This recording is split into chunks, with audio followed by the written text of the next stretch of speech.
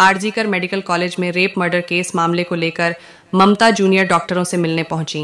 बोली, मुख्यमंत्री नहीं, दीदी आई है। सरकार ने 3 बार बुलाया था, प्रदर्शनकारी नहीं गए। पश्चिम बंगाल की मुख्यमंत्री ममता बनर्जी शनिवार को कोलकाता में स्वास्थ्य भवन के बाहर प्रदर्शन कर रहे जूनियर डॉक्टरों से खुद मिलने पहुंची। डॉक्टर्स 10 सितंबर से यहां प्रदर्शन पर बैठे हैं। ममता ने डॉक्टरों से कहा, मेरा पद नहीं, लोगों का पद बड़ा है। मैं मुख्यमंत्री नहीं, बल्कि आपकी दीदी बनकर आपसे मिलने आई हूं। आप काम पर लौटिए, मैं मांगों पर विचार करूंगी। सीबीआई से कहूंगी कि दोषियों को फांसी दी जाए।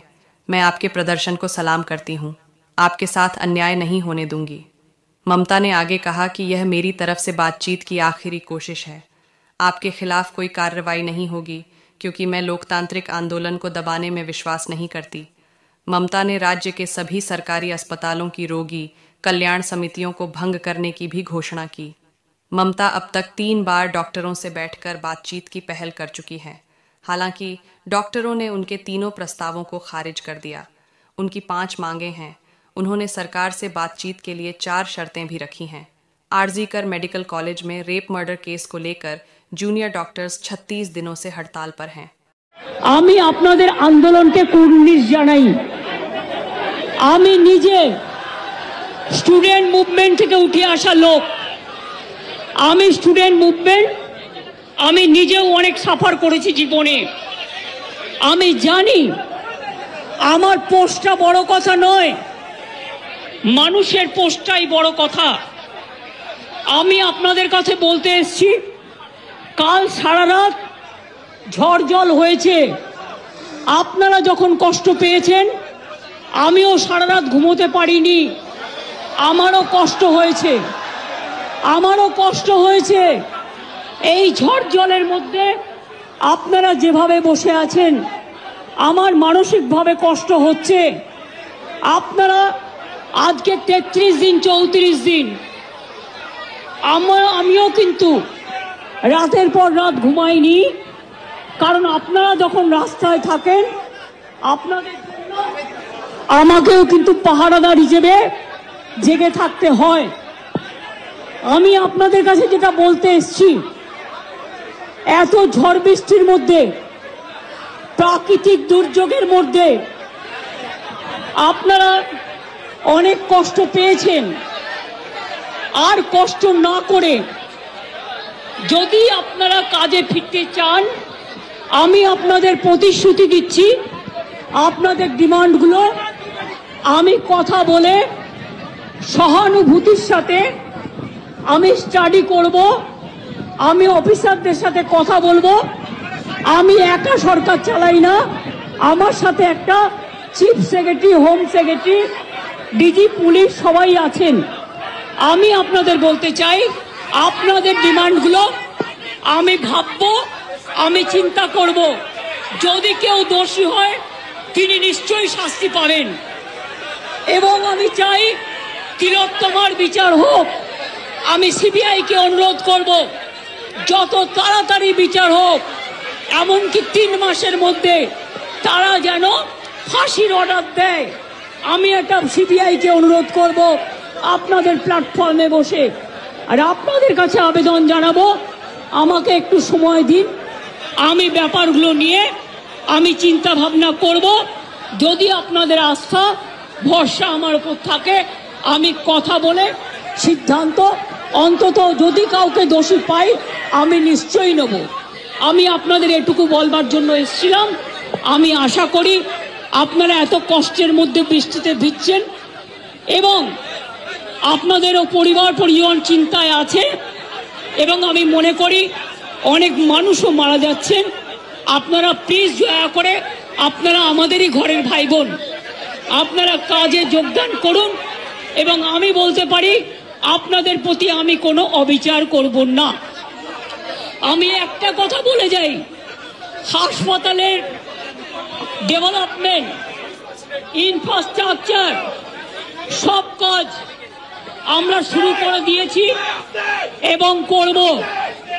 আমি সব হসপিটালের রোগী কল্যাণ সমিতিতে আমি কোনো প্রত্যেকটা একদম রাজ্য থেকে শুরু করে সব মেডিকেল কলেজ এবং মাল্টি সুপার হসপিটাল, যত রোগী কল্যাণ সমিতি আছে, আমি প্রিন্সিপালদের চেয়ারম্যান করব এবং তাতে জুনিয়র ডাক্তারও মেম্বার থাকবে, সিনিয়র ডাক্তারও থাকবে, নার্সও থাকবে, একজন পাবলিক রিপ্রেজেন্টেটিভ থাকবে এবং পুলিশ থাকবে।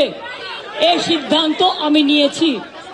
আপনাদের আরজিকর মেডিকেল কলেজেরও আমি রোগী কল্যাণ সমিতি ভেঙে দিলাম এবং সব মেডিকেল কলেজের আমি রোগী কল্যাণ সমিতি ভেঙে দিলাম।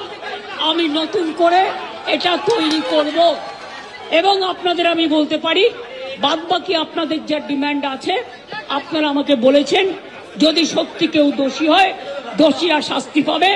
দোষীরা কেউ আমার বন্ধু নয়, দোষীরা কেউ আমার শত্রুও নয়।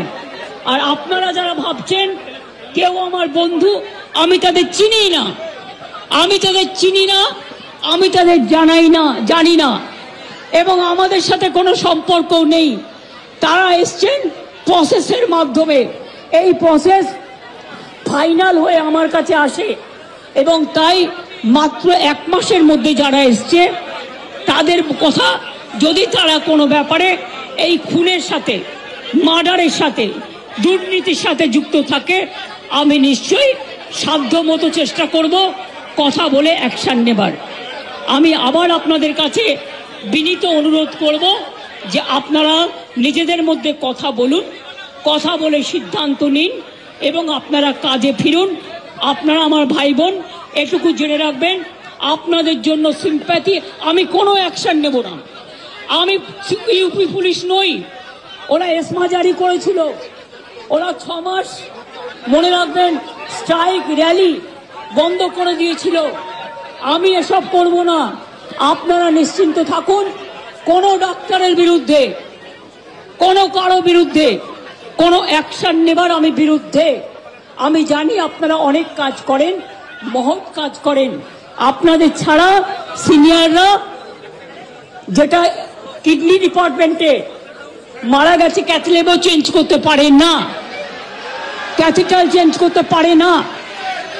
সেই জন্য আপনাদের আমাদের প্রয়োজন। আমি আপনাদের বলবো, আপনারা ভেবে চিন্তে সিদ্ধান্ত নিন। আর যদি আপনারা আমাকে বিশ্বাস করেন, আমি যখন আপনাদের ধর্ণা মঞ্চে আসতে পেরেছি আপনাদের একজন সহযোদ্ধা হিসেবে, তখন মনে রাখবেন যে আমি আপনাদের, যদি আপনারা বিশ্বাস ভরসা রাখেন, বাদ বাকিটাও মনে রাখবেন, আমি আস্তে আস্তে করে, একদিনে তো সব হয় না, করতেও সময় লাগে, আমাকে একটু সময় দিন। আমি নিশ্চয়ই সাধ্যমতো চেষ্টা করব। আমি দুর্নীতির কোনো একটা টেন্ডার কেস আজ পর্যন্ত আমার কাছে আসেনি। কোন রোগী কল্যাণ সমিতি কি কাজ করে এটা আমি জানি না, এগুলো আমার আন্ডারে আসে না। তাও বলি, যদি আপনাদের কোনো কমপ্লেন থাকে, কমপ্লেনের ভিত্তিতে নিশ্চয়ই আমরা তদন্ত করব। এমনিতে বিনা কারণে কাউকে সাজা দেওয়া যায় না। তদন্তে যদি প্রমাণিত হয় আমি নিশ্চয়ই সাজা দেব। আর একটা কথা, সুপ্রিম কোর্টে কেস চলছে, মনে রাখবেন 17 তারিখেও ডেট আছে। আমি চাই না আপনাদের কোনো ক্ষতি হোক। আপনাদের দিদি হিসেবে আপনাদের কাছে আমি অনুরোধ করতে এসেছি। আমি মুখ্যমন্ত্রী নই, আমি মুখ্যমন্ত্রী হিসেবে বলতে আসিনি, আমি আপনাদের দিদি হিসেবে বলতে এসেছি। যাতে আপনারা না ভাবেন, হ্যাঁ আমি চিফ মিনিস্টার আছি,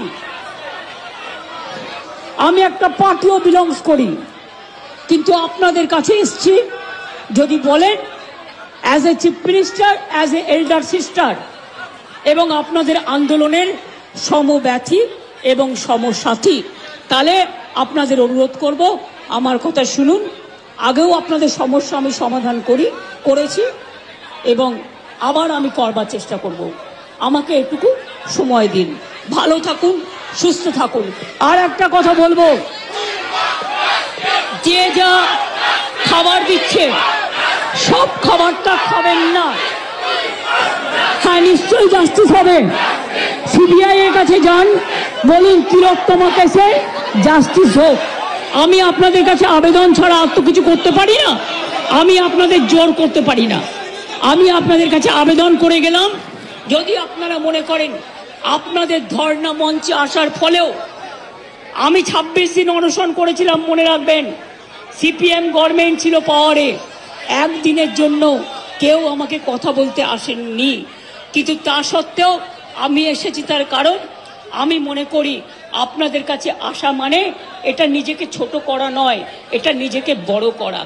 তাই আপনাদের আবার আবেদন করব, আপনারা বসুন, আপনারা আলোচনা করুন, করে সিদ্ধান্ত নিন। আমার এটা লাস্ট চেষ্টা আপনাদের জন্য করে গেলাম। বাদ বাকিরা যদি আমার উপর ছেড়ে দেন, আপনারা জাস্টিস পাবেন, আপনারা ইনজাস্টিস হবে না, এটুকু আমি বলতে পারি। অনেক ধন্যবাদ।